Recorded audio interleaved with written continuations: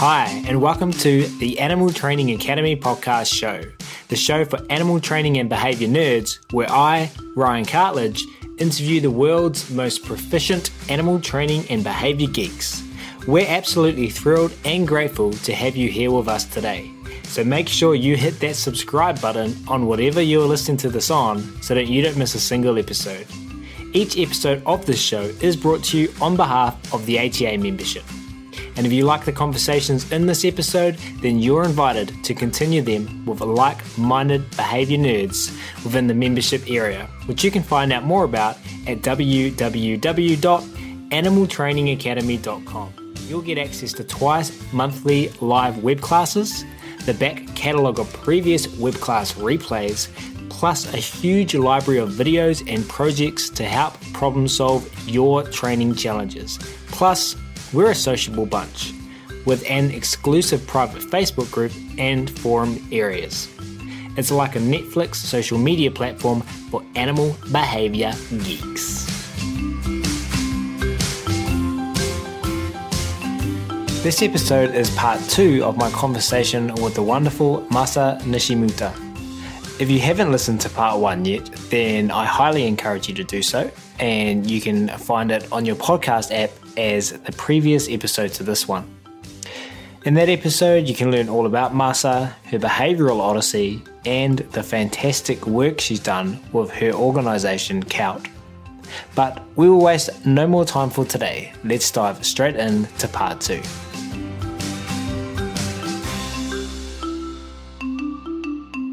Maasa, thank you so much for sharing everything so far. We love hearing about what we call people's behavioral odysseys, and your ones has included many amazing past podcast guests of Animal Training Academy, including Mary Hunter, who I want to shout out to as well, because she gave you a big up and said, hey, you got to get Maasa on your show. So here we are. Thank you, Mary. Moving forward here at Animal Training, we've really enjoyed learning more about the constructional approach over the last 12 months or so.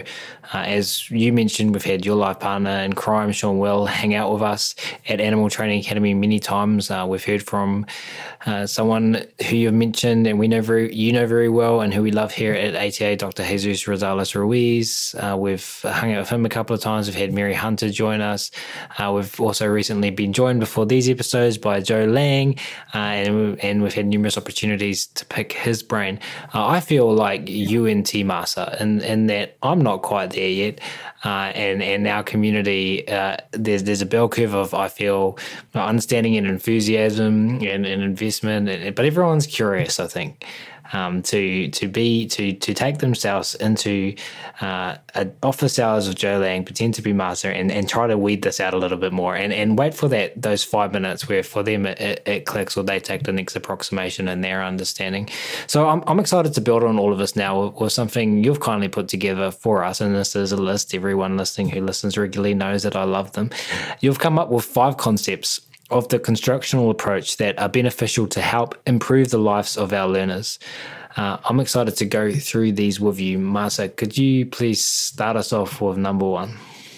Yes. So before that, I want to say that like right now in animal training world, animal training community, I think we are heavily focusing on improving the quality of life of animal and the human, and animal welfare and our relationship with animals. And we also focus on not just the goal, but also the journey or the process of improving the lives of animals, which is the animals and the humans that are involved, the learning experience that during the training or the program. And we want to be using humane and ethical training programs. So I really love how the animal training community is focusing on those things. And we are focusing on the use of positive reinforcement and also giving animal choice and control. And I think these are a great steps towards the goal of the constructional approach, which is building constructive establishing behavioral repertoires that expand dogs or animals or the people that are involved, their degrees of freedom.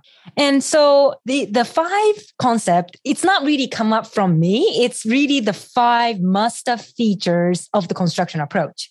And all of the program, we call it constructional program, needs to have those 5 features. So starting with the first one, we set our goal, or in Gold Diamond's term or Joe Lane's term, what's the terminal repertoire? And in a simple way, where do we want to go? So the very first thing in the construction approach, we set clear, objective goal. And our goal is to build, construct, establish behavior repertoires. We don't eliminate behavior that we find it problem. We don't reduce them. We don't decelerate them. All we are very focusing on is building the behavior repertoires. Or if the behavior is there, if the behavior that we want to see is there in animal, all we have to do is to transfer it or reinstate that behavior in a different condition. Yeah. And then so we ask a question like, assuming that we are very successful, everything is going perfect, we no longer have problem, we live in an ideal world, what would the outcome be for you and your animal?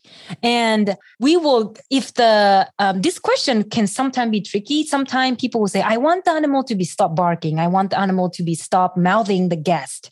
So when the person says that, we can say, oh, if I am looking at you and your animal, your daily life from like a little webcam sticking from the wall, what would I see you and your animal be doing? What are the action or the movement that I see, that I actually can see? And so we set very clear, objective, and a measurable goal in behavior way.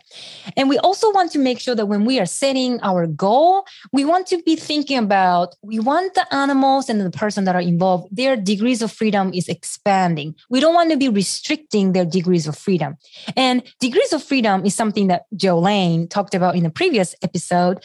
And then I would like to talk a little bit in the later features. So in the goal, what we have is we want to be building behavior repertoire and we want to be expanding their degrees of freedom. Can I go to the second one or yeah? Okay. So the second one, after we have our clear objective goal, we want to be identifying where are we now? So that's the question that we ask. And in a little bit technical term in the construction approach paper, Gold Diamond and Joe talks about what are the current relevant repertoires and resources? What are the behavior that the animals and then the person are doing that are very relevant or close approximation to the goal? What are some conditions, situations, or environment that are closer to our goal that we set in the first feature? And what are some skills that the animal have? What are some assets? What are some strengths that the human have that we can use in the program? And what are some resources? Like what are the problem-solving skills that the person have in the past that we can really maximize it in our program? So here, where are we now? We are all looking at where we can start our program from, and then we are looking at what are the things that the animal and the human have that are very relevant to the goal. And sometimes, we have some concern about, our dog is very hyperactive, very mouthy, very barky, and then my goal is the dog is very calm. And then the calm is sometimes can be vague. So we want to be asking that person, what would the calm behavior look like? What the dog exactly be doing? And then usually the people will say the dog will approach the guest calmly. The dog will stay all 4 feet on the ground, the dog will sit or lie down. And usually those behaviors are already there.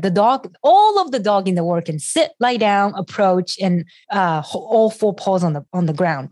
But the problem is that those behavior doesn't occur under the specific situation that the person wants. So in that case, we don't have to teach that behavior. All we have to do is this behavior is occurring in this condition, but not in this condition that I want. So all we have to do is to gradually shape the stimulus towards the ideal condition.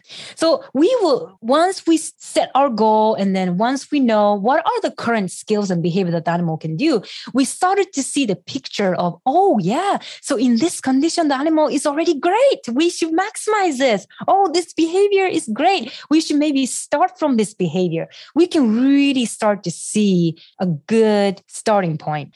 And the third one, after we have a really clear goal and then really clear starting point, we will go to the third feature, which we call change procedure.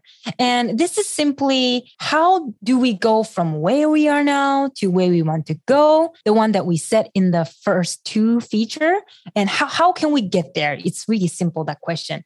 And this change procedure is the shaping steps that will go from the where we are now, the starting point, to the goal. So it's it's a step-by-step process. And we, based on the current repertoire and then the goal, we may be shaping the behavior if the animal doesn't have that behavior. Or we may be shaping the stimulus if the animal have that behavior, but not doing in the right condition. We have to be shaping the stimulus or environment gradually to transfer that behavior. So depending on the goal and then the starting point, we have different program. That's why in the constructional approach or all constructional program, it is very individualized. And in the constructional approach, we of course focus on the dogs, but we also focus on the person's skills. What are their goals? What are their strengths? So we have to make sure that the person is comfortable with doing this program. And then also we also consider the person is getting reinforced, which we're going to talk about in the fourth feature. I think I'm going a little ahead. And another important point in the change procedure or the constructional program is that we never remove consequences for problem behavior. So when I first heard that, I was like, if I don't remove, how can we change behavior? But if you look at degrees of freedom from the perspective of degrees of freedom, if we remove that consequence for problem behavior, we just took away only one method that they can get what they want. So they are experiencing 0 degrees of freedom, which is very restrictive for the animal. If the animal wants something, they have been doing this problem behavior. But if they don't get this something that they have been getting by problem behavior, they are going to be it's a bad quality of life. It's not really good animal welfare. We don't want to go there. So in the construction approach, we never touch the contingency that the problem behavior are in. What we do is instead we teach alternative behaviors. It's very easy to do, less costly and desirable behaviors. This is plural behaviors to get the exact same consequences that they are getting by doing problem behavior. So when the animal learn, oh my, if I do this easy behavior, I don't have to do this barking, lunging, mouthing to get what I want. So if the animal experience that, they were like, they no longer, this problem behavior no longer need to occur. And by giving this multiple degrees of freedom, we can the animal can allocate their behavior towards easier to do, less costly and desirable behavior. And when I learned that, wow, we don't really need punishment. We don't really need extinction we don't need to rely on those things to get the behavior change. All we have to do is, what are the easy alternative behavior that we can give to animal so that the animal can shift their behavior towards that behavior. And they are getting the same consequence. So they are not getting restricted, but more ease to be able to control the situation. So like the example of the program that are based on constructional approach is constructional aggression treatment and constructional affection.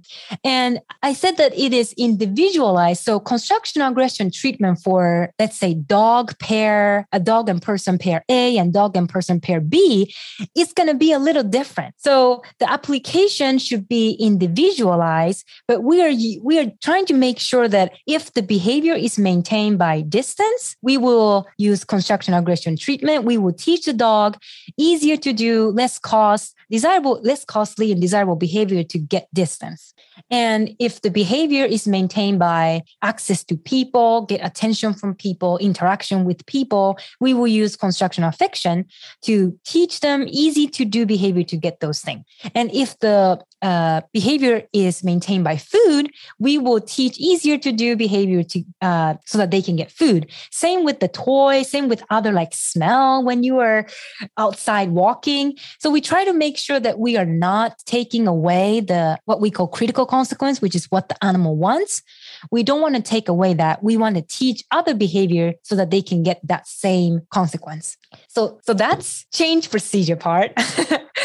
And going to the fourth feature, we call it maintaining consequence. Simply, the question is, what would keep you going? Like, what are the consequences that we should be using during the training, during the program, and also after the program so that the behavior can be maintained in the natural environment? And like, this is very leading to what I said towards the end of the third feature. We want to be using what's called critical consequence, or the consequence that's maintaining problem behavior. Yeah, so if the behavior maintained by distance, we would like to use distance. If the behavior maintained by affection, we will use affection. If the behavior maintained by food, we will use food. If the behavior maintained by toy, we give toy. So we want to be really listening to what are the contingency that this problem behavior is in, what are the consequences, what are the occasion. We want to be using the same occasion and same consequence, but different behavior, easy behavior, less costly, desirable.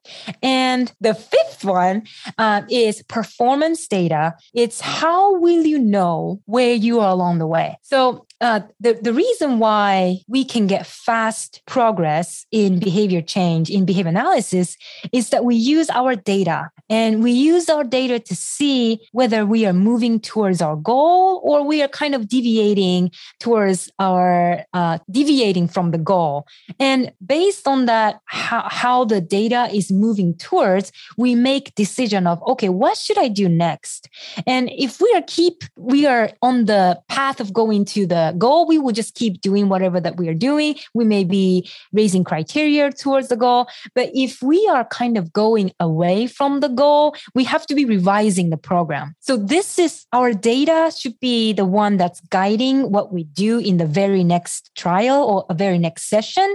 And we want to make sure that we are tracking behavior and progress that are getting closer to the goal. And then this is a very good reinforcer that we can build into the program for the human that are involved. The human will see, yes, my dog is right towards the goal. This is very reinforcing. I will keep doing it.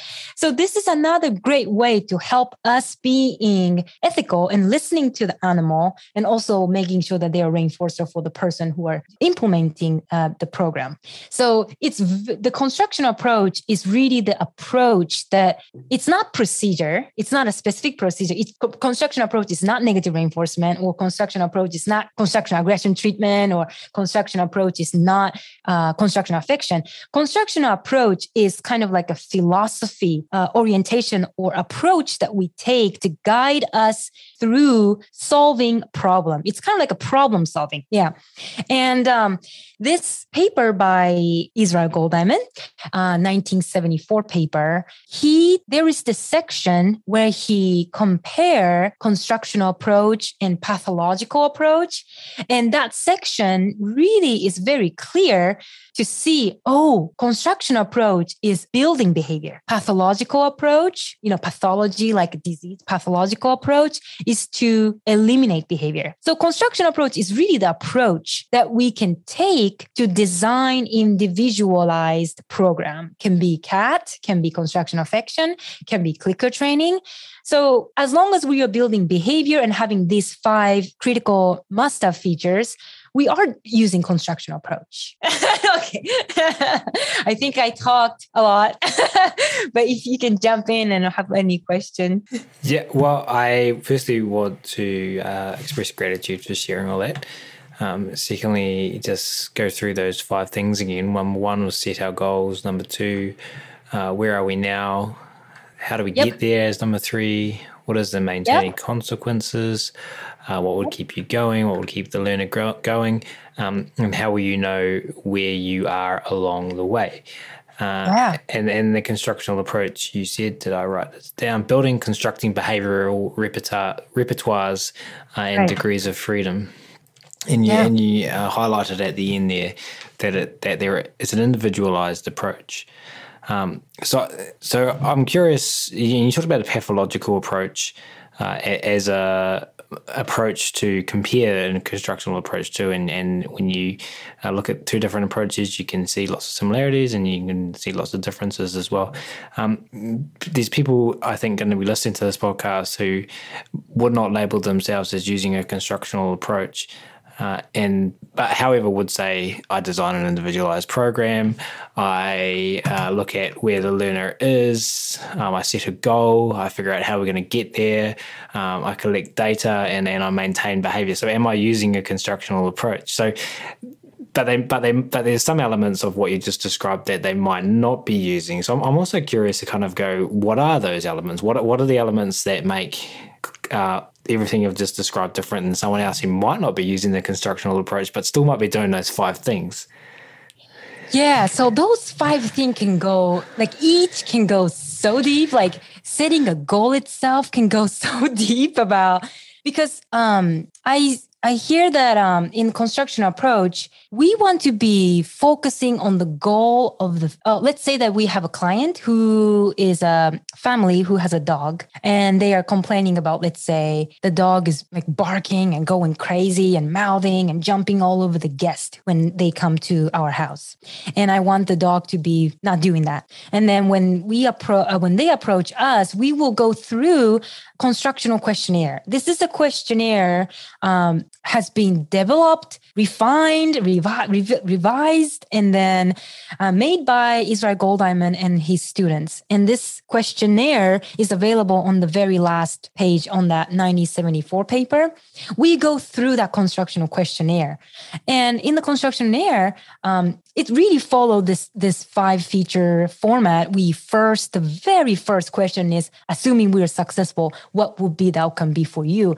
And that question is so deep because we want to be making sure that we are listening to the family's goal. So we don't want, as a consultant or trainer, we don't want to be deciding goal for the family. We want to be listening. What are their goal? What are they after? What would their life? What kind of life they want to be living with the dog? So the very first thing is we want to be not pushing the thing that we think is best for that family. We want to be asking what's their goal. So that's also kind of nuanced in that setting goal. And if you're kind of pushing your goal to the family, you may not be maybe construction in that manner. Yeah. And also, so with that case, the dog is jumping and mouthing on the guests. And what are the goal for the dog? So clearly the dog is doing this behavior to kind of access to the guest, want to get attention from the guest. So that's kind of their critical consequence. That's the consequence that's maintaining that behavior.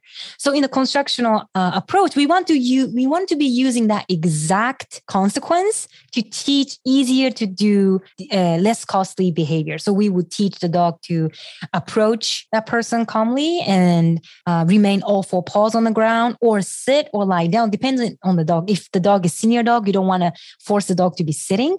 So it depends on the dog, but you want to make sure the dog is accessing the thing that they want, that they have been accessing through problem behavior. So here, we don't want to be using food because that's not what is maintaining the problem behavior.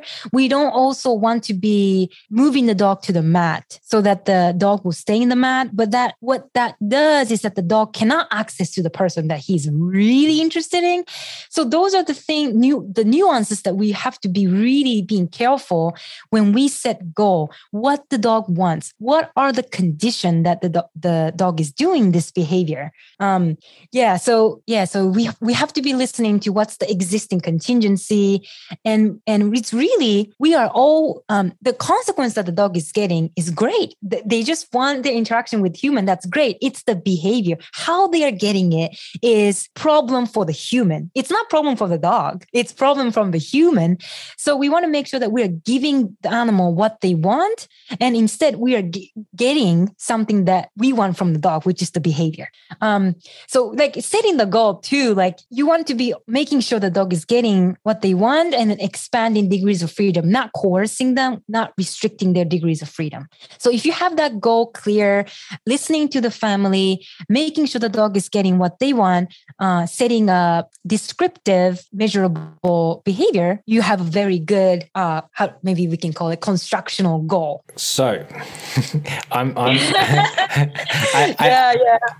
think as well, the people would say that, I set a goal that's based on my client's needs and wants, and for the animal. The difference I'm seeing, and tell me if I'm wrong, is the maybe focus on that critical consequence, and building a plan based on that.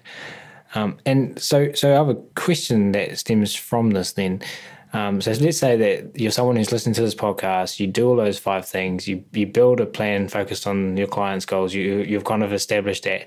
However, you have a learning history of a lot of success with food, and you're hearing this information now, and you're curious, should I be focusing on other reinforcers based on the critical consequence of the individuals in front of me? Now, I can appreciate, having not thought about this for so long, but thought about trying to have effective communications with people who might be using aversives and having an ulterior motive. I want to change this person's behavior. I appreciate that I'm asking that person to change a lifetime of learning history and adopt a new way of thinking. And I think we are for our podcast audience as well, maybe. And so I'm curious, what are some approximations? People who might have been getting great success for 10 years, using food predominantly, hearing this new information, we're asking potentially some people to go, hey, forget all the stuff you've been doing and now start doing this new thing. What are some approximations there that people can start to take, do you think? Yeah, this also needs to be individualized because people have been successful. And I want to share how I came about. I was very believed in clicker training. Like I was all about clicker training. I was all about positive reinforcement. I hate the word negative reinforcement. Whenever I see any training using that negative reinforcement, I would just not look at it because I know what the horses are going through. So it took me like 2 years of like trying to read Gold Diamond, trying to understand why people in UNT are talking about this thing. Because for me, it's really not something that I want to do with animal. I want to share a couple of like aha moments that I had that I can remember. It's been like more than 5 years, so I don't think I exactly remember the chronological order, but I remember the distinction of negative reinforcement that I have saw throughout my life at that point, and then how negative reinforcement can be used in a different way. Listening to Alexander Cullen and construction aggression treatment. So the negative reinforcement training that I'm very familiar with, I see a lot with horses. That's really kind of main thing that I see when I visited in horses, like stable and rescues and sanctuary, where people will put pressure on the horse's body through their hands, rope, like a whip, the very sharp metal thing. And if the horse doesn't move, that pressure got escalated to the point that the horse has to move. And when the horse moves, they will remove that pressure. I thought that is the negative reinforcement. So, but when I learn about construction aggression treatment, and I became a decoy of one of the dog that was engaging in aggressive behavior, I became, because I wanted to learn more about the cat, I became a human helper. And what I saw was complete different application of negative reinforcement. So this dog doesn't like human approaching and also staring at this dog. He would be engaging in kind of a less, maybe you can say less intensity of aggressive behavior. But when I start to like really stare at that dog, the behavior really escalated and got worse. So what we did, we know that when I approach to this point facing my back, the dog would just look at me, and then that looking at me would control me moving away, walking away. And then we will gradually shape that alert behavior, shape the duration. And once we shape a alert of the duration, the dog started to really get calm. The dog will kind of rest their chin on the ground, sit, lie down, start to kind of approach me, but I can still start to shape that stimulus. I would now maybe face 45 degrees towards the dog, but not looking at the dog, facing down. Next, I would face my body, but looking down. Next, I would then be able to look at the dog, but not staring. And when I was going through that cat, the dog eventually got switchover point and then now interacting with me, licking my face. And when I reflect on my experience as a human helper, I was like, this negative reinforcement is different from the one that I just described, like putting the pressure on the horse.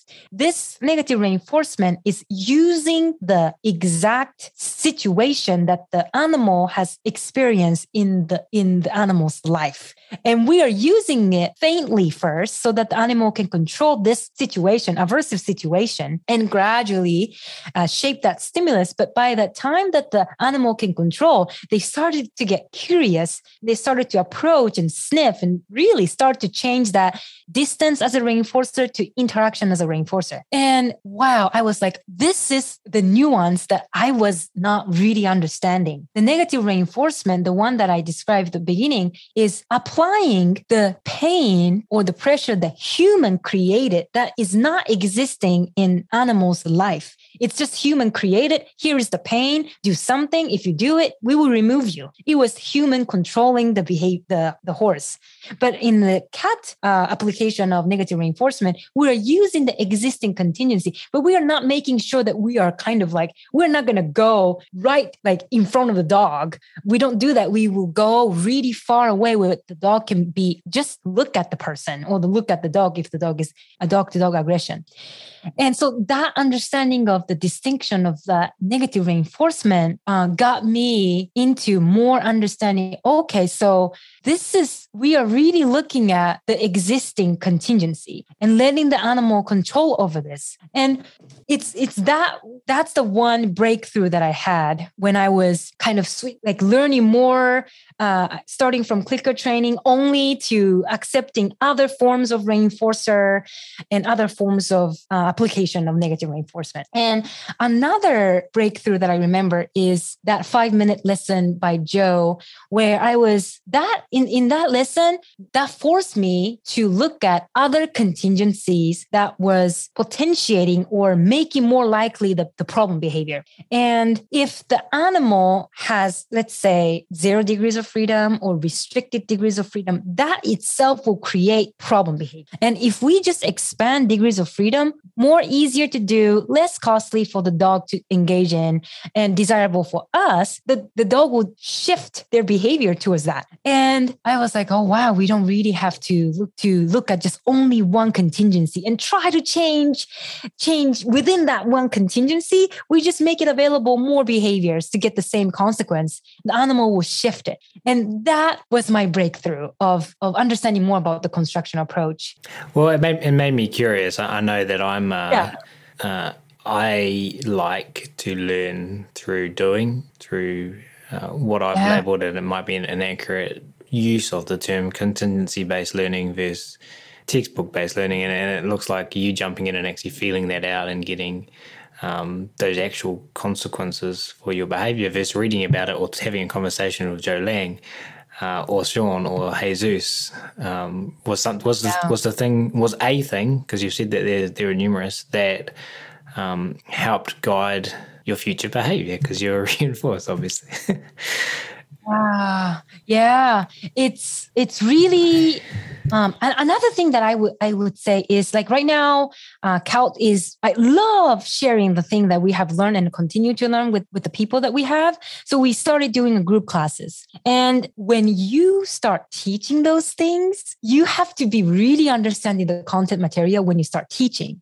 And when we start teaching constructional aggression treatment, constructional affection, and then the science of behavior, I realized there are so many holes that I had, that I have to reread the thing that I read like 5 years ago or 3 years ago, rewatch the video that I watched before to really understand and connect the dots that I have to align, to make sure that I am delivering the content so that the audience can understand. And I would keep improving the way that we deliver, the way that we teach. But once you start teaching, I learn more in depth about the constructional approach. And then the CAAWT conference that we did this year, I talked about really what's constructional approach and these 5 must-have feature. And when I was preparing for that talk, my understanding got deeper. And Joe also talks about this. Like, he would text me, I was just reading the Blue Book, and then I learned, it's always, every time I learn, like, read Gold Diamonds and Joe's book, I learn new thing. I find new line that I didn't really pay attention to. So I think I am keep learning. My learning doesn't really end. I just keep learning, getting more feedback and opinion from, like, Ryan, your great question. That got me thinking about how I should be talking about this. So yeah, I just keep talking, and, like you said, doing and seeing the change of the behavior of you and an animal, then you will start to maybe see the connected dots. Yeah, I get that. Yeah. Pleasure as the host of this show. I know that our members talk about constructional affection, and sometimes you're ahead of me, because you've read and you've been part of CAAWT. Yeah, there we go. And thanks for the reinforcement. And so I enjoyed doing what you've just described, I think, 3 podcast episodes. Hey, going back to a question I had earlier about someone listening to the show who says, hey, I do those 5 things. I create individualistic plans. I'm creating goals for my learner. But maybe I'm not looking at the reinforcers I'm using, and the word slipping my mind right now, the critical consequence. Are some other differences that I'm perceiving? I kind of started that as a question and turned into a statement, so let's start again. I'm perceiving some other differences. I would like to hear your thoughts on them and your perspectives. And they are, you said you never touch the contingency that's already in play. Instead, you try to offer more easier behaviors to get the same critical consequence. Do you see that as a difference between the constructional approach and what you might see others doing, or is that something that you see others doing in non-constructional approaches to? That's a great question. But I see consistently with Gold Diamond's work, Joe's work, that's the key feature of the construction approach. We are making sure that we are aligning the reinforcer and then giving that reinforcer for different alternative behaviors.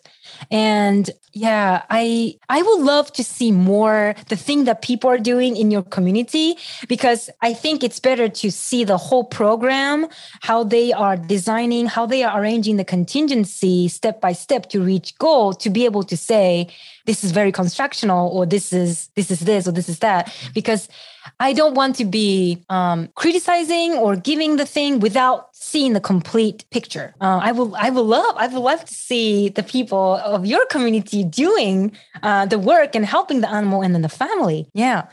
Yeah, and I think everyone's different, and we have a bell curve of approaches. So I don't think there is a standard approach that you will see in our community, but some of them, the members, I feel, would say I'm using a constructional approach, having first maybe heard about it in ATA from Sean, from Jesus, and now from you and Joe. And others might not. They might say, oh, I haven't been using constructional approach, I'm going to. So I'm just curious as to the differences there, and I love the talk about approximations people can take, and your sharing of some aha moments for you. There was something else, and I think degrees of freedom is maybe something I'm seeing that I'm interpreting from what I've seen, which is impossible for you to understand because you just explained that to everyone, and I think that was a great response. Is that something that the same question, and you can have the same answer? That's fine. But is thinking about degrees of freedom unique to what you've described to us in this podcast episode? Do you think, compared to someone who might say, "I'm not using a constructional approach"? That's a great. I would love to see the work, but as long as the bottom line of the degrees of freedom is making sure the animal is getting the same consequence by many other behaviors. So if you are providing that, you are expanding degrees of freedom. So with the constructional affection, we are giving different magnitude of affection with different behavior, but we are giving the interaction and the affection by approaching us on their own. We are not going to lure them. We're not going to chase them to force interaction with us. Approach, stay within arm's reach, all four paws on the ground, sit, lie down. We will all get to the same consequence of affection. And now, when we look at the behavior, we also want to look at the occasion. Or the condition that behavior happens. So occasion and behavior are kind of like a package that we want to look at. So the animal can be sitting in a couch, sitting on the floor, sitting on the patio, sitting on somewhere, laying down on your lap, laying down anywhere. Those things get affection. So the more that the animal is engaging in this behavior in a different environment, will get the same affection, but also getting affection from other people. So we are now, once we taught these three, like approach, all four paws on the ground, sit, lie down. If the animal have this four behavior, they are so easy to communicate to the people that I want affection. So that program of constructional affection is giving the animal to talk to the people like, I am here, very doing good. And then that people will automatically, when the dog approach calmly and then sit in front of you, they will pet. So by teaching those behavior, we are inevitably expanding degrees of freedom. But if we don't teach a way for the animal to get affection, or if we don't maybe teach other behavior to get different consequence, we are not expanding degrees of freedom when it comes to getting affection. So when we talk about degrees of freedom, we have to look at how many behaviors do we have to get this exact same consequence. And the more, the better. The less, if we have 0 or maybe only 1, that's restricting the degrees of freedom. These questions come from Ryan being 5 to 10 years ago, Maasa, having office hours with Joe Lang, trying to understand. I'm not super confident I could explain similarities and differences in a way that's well articulated and clear, which communicates to me based on my recording with you today that I've got to teach it so that I can understand it better. Hey, number 1 from your list that you just gave us was set goals. Number 2, where are we now? Number 3, how do we get there? Number 4, what are the maintaining consequences? What would keep our learners going? Number 5, how will you know where you are along the way? I'm curious to wrap up these 5 points. Can you walk us through maybe one more example of start to finish with a client without naming names or making it obvious who you're talking about? Yeah. So let's maybe look at what's a good behavior so let's look at maybe a horse. Maybe a horse is biting at people. So in the science of behavior, we don't look at only the form of the behavior to decide why this animal is doing this. Because biting, if you look at my horse bites, you may see that, oh, this horse is aggressive. But we don't want to be fooled by the form of the topography of the behavior to decide why, or the consequence, or the contingency. We want to be looking at the contingency. When the dogs bites, what happened next? So this is clearly this horse bites to get attention from people. And I actually had this horse who bites and nips whenever the people are near. And when I'm around the horse, when I'm not paying close attention to the horse will bite. Okay. So to set our goal, we want to be asking the person who is caring for this horse, and then what's the meaningful goal for you and then the horse? What are the great interaction that you are after? And we don't want to be saying like, I want the horse to stop biting, because stop biting, we can't see stop biting. We want to know, okay, instead of stop biting, what do we see? What are the actual interaction going on? So maybe we can say that the person wants the horse to just calmly approach and then stay within proximity, and the horse can nuzzle, cuddle me, and maybe offer different parts of the body to communicate where they want to be petted or get affection. So I want the horse to be freely moving, and then the horse can contact the lip on my arm, but maybe can be licking, but not teeth on the mouth and then the pressure. So we started to see like, okay, the horse is approaching the person and staying with the person, and the horse can be cuddling, nuzzling, and offering. That's a very great goal. And that will expand degrees of freedom when it comes to the horse, because the horse is biting. That's the only way to get attention from people. But now by teaching all of those behavior, the horse can get affection by cuddling, nuzzling, approaching, staying, offering. So that's like 5. So that's a good goal. And that's important for the person. So that's great. Because we want to listen to that person. And we want to be asking, okay, what are the current relevant repertoires and resources? Where are we now? So we want to be asking, okay, we have a really great goal of the horse approaching, staying with the person, nuzzling, cuddling, offering. Does the horse have this behavior repertoire right now? Or is there a condition or environment or situation that the animal is already engaging this behavior? Let's say that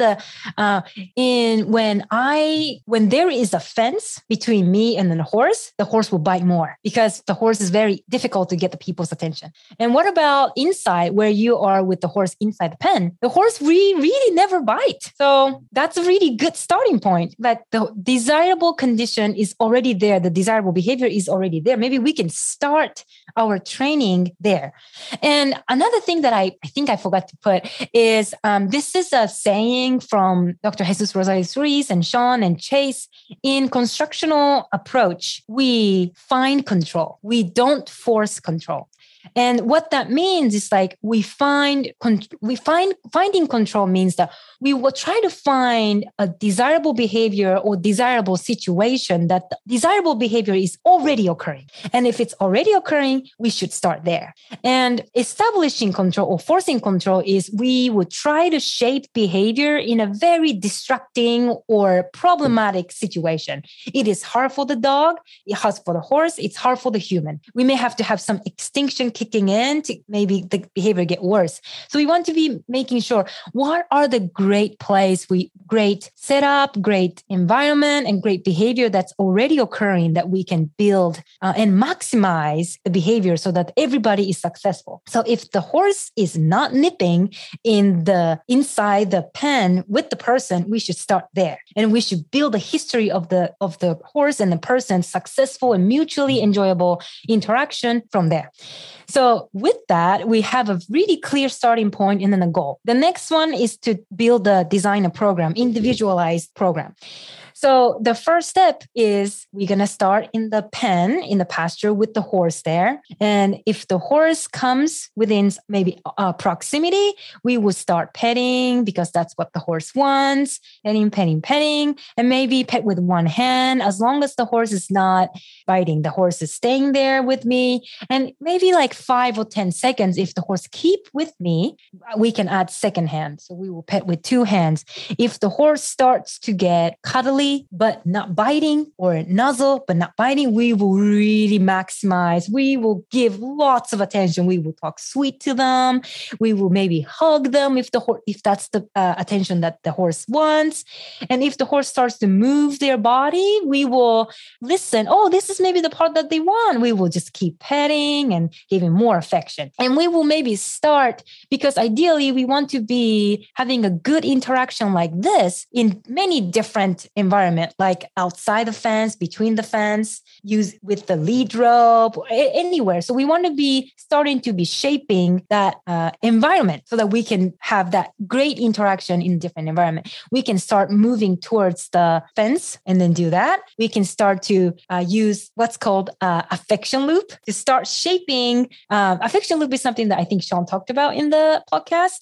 Yeah, we will start shaping, putting in one step at a time, and then started to go to the terminal condition. So for example, with this example, we will start having a really good interaction, and then we will kind of go a little bit close to the fence and come back and give affection. And here we're not teaching the horse to stay. So the horse can be moving around and following you. As long as the horse is not biting or doing other undesired behavior, we will come back and then pet. That way we can start to shape the stimulus and keep that interaction going, keep that rate of reinforcement going. So I think I also talked about the maintaining consequence, which is using clearly affection, because that's the animal is after, and that's the one that will maintain that behavior after the program.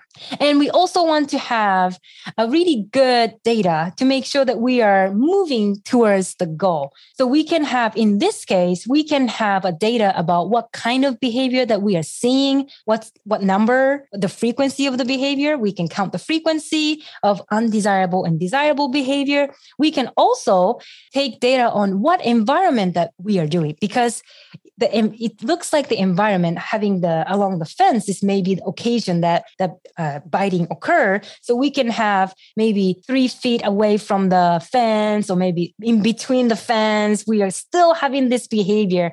So by having a really good data, we can see a clear picture of under what condition this desirable interaction is occurring, and what kind of behavior is occurring to happen more, what kind of behavior is not happening and less happening.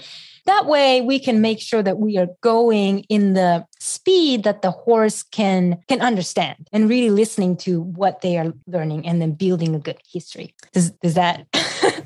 It does, and I think that's going to be really helpful for many people. Biting horses nibbling is a recurring behaviour that our members bring to our community areas. So it's nice that we're able to point them to this piece of content to get this perspective. Hey, we are grateful for you sharing all of that, Maasa. Sadly, we're going to head to the final question now for this double episode. And for this one, I was hoping you could please take us all into the future now. We've been on your odyssey with you, and it's been fun, and it's been an enjoyable and exciting one. But we would like to hear what you want to see happen over the next 5 to 10 years in the animal training community. That's a very good question. I think that things are looking very good right now. I really love seeing more examples of people trying out different reinforcer and then using this 5 must-have feature to really meet and achieve meaningful life goal. And I'm sure that you know that the book, Nonlinear Contingency Analysis Going Beyond Cognition and Behavior in Clinical Practice, has just published by T.V. Jolane, Paul Thomas Andrones, and Awab and Trent Cott, third, I think. I hope I'm saying the name correctly. And that book just got published, and I see many people are reading it and sharing the quotes from the book, sharing their, like, how awesome this book is kind of changing the way they think about behavior and environment, the relations. And also yesterday, Gold Diamond's book, A Programming Contingency Analysis of Mental Health, got published. maybe republished. It's published by ABAI. And another Gold Diamond's book, Gold Diamond's Functional Analysis of Behavior, we call it the Blue Books. The ebook version will be published very soon. So in like social media and also the book and article, I see this resource coming to the world. And I see many people talking about constructional approach. And there's so many applications, very clever, creative application that I see to achieve their meaningful goals with the animal. So I would like to see this continue, where people come into contact with constructional approach so that they are able to meet their goals that are very meaningful for them and their animals, and improve their life and overall relationship with their animals. And I would like to meet all the people that are doing this. Yeah. Absolutely love your answer to that question, and excited to get into Joe's book hopefully soon. David Thatcher, if you're listening, book club, I'm thinking, hey, thank you so much for sharing all of the things, Maasa. Just before we do officially wrap up, I know we mentioned this towards the middle of or the end of part one, but can you just remind everyone listening where they can go to find out more about CAAWT, and what you're doing, and get in touch if they want to get in touch? Yes. So we have a website. It's www.caawt.com. You're always welcome to come. And then there is a little chat box in the right bottom corner. You're always welcome to chat with us. We love connecting with people who are so serious and caring for animal and want to learn more and improve the training. And really from the requests from our group class and encountering more people who want to continue learning, we launched our CAAWT membership, both English and Japanese. And you can learn more about the CAAWT membership on our website, caawt.com/CAAWT-membership. And CAAWT membership is basically, it's a constructional community where we support each other and keep learning the construction approach and continue refining our skills and understanding to solve challenging behavior and improve animal welfare and our relationship with animals. And science needs to keep evolving, right? So we have more new technique, more new way of thinking about behavior. And we want CAAWT membership to be like that. We want to keep evolving and use scientific method to approach to some kind of behavior phenomenon. And to do that, we have various programs in CAAWT membership. We have open house. That's kind of like office hour, but we are not professor or teacher, so we call it open house. We also have CAAWT lab, where it's more about a project-based lab. It's kind of like a college lab where we develop program. We do tests with our own dogs or our clients' dog and really refine really good program that we can talk to the world. And another member perks will be 50% off for our group class and webinar. So there are so many more things that are there for us to connect, engage, and really continue discussing and develop program together and then do collaborative work. So that's there. And we have social media. We have Facebook, Instagram, and YouTube. We also have podcast Patreon, and we have CAAWT live stream. So everybody has their own way of learning and then own wants and needs. So we welcome, like maybe you can just come to our CAAWT live, or you can come to CAAWT membership, or any way. We would love to connect with you. So we welcome you to approach us and connect with us. Wonderful. We will, of course, link to all of that in the show notes on the Animal Training Academy website as well. Hey, Maasa, this has been a ton of fun. So from myself and on behalf of everyone listening, we really appreciate you taking the time to come on the show today. Thank you so much. Thank you. This was a great opportunity to also get to know you, Ryan. I love that the way that you listen. I get to very passionate talk. Is that how you say passion talk? Teresa McEwen. Yeah, I get to passion talk. Takes credit for that term. Yeah. I kind of borrowed it. Yeah. Thank you so much.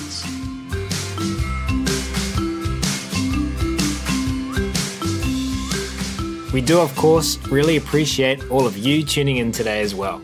And if you have enjoyed this episode and you were interested in carrying on the conversation about working with our animals in the most positive, funnest, choice-rich ways, then as mentioned at the start of this episode, the Animal Training Academy community is waiting for you. Head on over to www.animaltrainingacademy.com and click on the membership button in the main menu to learn more about what members are describing as the Netflix social media platform for behavior geeks. That's it for this episode though. We're going to wrap it up there. Thanks again so much everyone for listening. You'll hear from us again soon.